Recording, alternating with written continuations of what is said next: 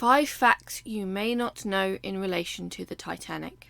In this video, we will be going over 5 facts that are in some way related to the Titanic.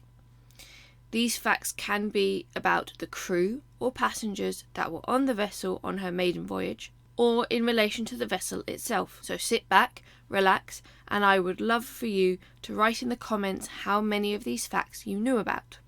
Number 1. The Millionaire's Captain. The RMS Titanic's captain, Edward Smith, joined the White Star Line in March 1880. He rose through the ranks to ship's captain. He captained the Majestic for 9 years, from 1895, and as he rose in seniority through his tenure as captain, he gained a following amongst passengers, with some sailing the Atlantic only on a ship he captained. By 1904, Edward was known famously by the nickname of the Millionaire's Captain. He was subsequently commanded by White Star Line to command every new ship for its maiden voyage. Edward went on to captaining the maiden voyages and subsequent voyages of the Baltic, Adriatic, Olympic, and then subsequently the fatal maiden voyage of the Titanic. Number 2. More than the legal requirement. Although it is famously stated how the RMS Titanic had less lifeboats on board than needed of the passengers aboard the Titanic, not many people know that she actually had more than the legal requirement at the time. The Titanic's first designer planned the ship to have 40 lifeboats, and although this was then redesigned, she still set sail with 16. 14 of those lifeboats had room for 65 people, with an additional 2 smaller lifeboats called cutters that could hold 40 people each.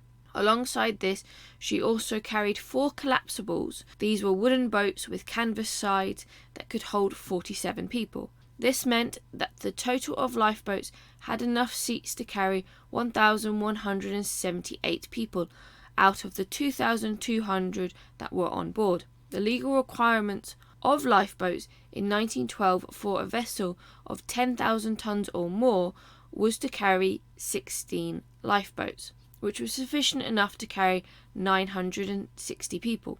The RMS Titanic carried 4 more lifeboats than was needed. Number 3. What the RMS stands for. Many people call ships by their famous acronyms at the beginning, such as RMS, HMS, etc. But not everyone knows what they stand for. Since 1876, most of the White Star Line's vessels carried the phrase RMS at the beginning of their name. This was due to the White Star landing a contract with Royal Mail, which led to their early success. RMS then stood for Royal Mail Steamer and showed that the ship's owners had a contract to carry mail to and from Britain. The Titanic herself could carry more than 3,000 bags of mail, and they were all stored below the post room on G-deck. Number 4. She did not sail straight from Southampton. It is famously known that the RMS Titanic set out on her maiden voyage from Southampton. We are even introduced to the ship in the James Cameron movie Titanic when she is in dock at Southampton as she sets sail, although some people do not know that she didn't make her way out into the Atlantic straight from the dock. When the Titanic left Southampton, she first made her way over the English Channel to Cherbourg in France, before making her way to the Irish port of Queenstown, modern day known as Cobb. There, she picked up her remaining passengers via 2 small ferry boats. Titanic, being the largest ship ever built in her day, was too big for both Queenstown and Cherbourg, unlike with Southampton, and she made 2 more outside the dock to receive her passengers, as they were too shallow to hold her bulk. Once she collected her passengers, she turned to the Atlantic from Ireland and began her famous journey across the sea. Number 5.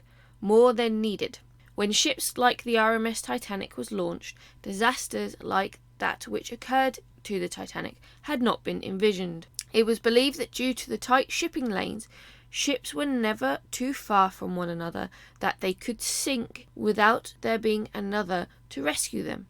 And although some may think this quite arrogant, the Titanic was within 10 miles of another ship, with an additional 3 more being between 50 and 100 miles away. Whereas the Titanic was seen lacking when it came to lifeboats, she was in abundance when it came to life jackets and life preservations. Although slightly conflicting evidence through a number of books, I have managed to get that the Titanic carried anywhere between 3,500 and 6,560 life jackets and preservers on board. This amount being almost, or if not double, that of the passengers she had on board.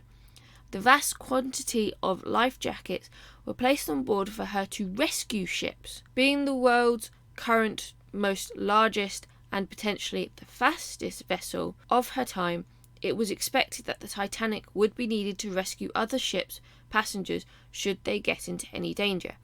If ever put into action, the Titanic would have been one of the best rescue ships of her day. Unfortunately, that didn't end up being the case. Thank you for watching, and to support our channel, please do not forget to subscribe.